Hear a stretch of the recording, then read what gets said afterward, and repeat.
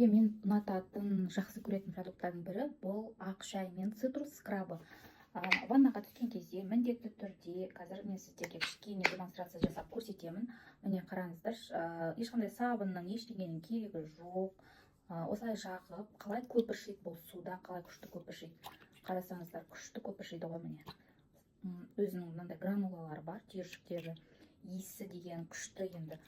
Ешқандай сабынның керегі жоқ. Шаршап тұрған кезде, мысалға бір болады ғой, жұмыстан келген кезде, немесе бір көп жұмыстарды атқарып даладан келген кезде міндетті түрде суға түсіп, осыны үстіңізге жақсаңыз, адамды былайша айтқанда тыныштандырады, теріні жұмсартады, сергітеді. Сондай иісі де нейтральный запах. Ешқандай одан кейін мынандай лосьоны бар, бірақ өте күшті енді қыздар. Өздеріңізге бір алсаңыздар аямай.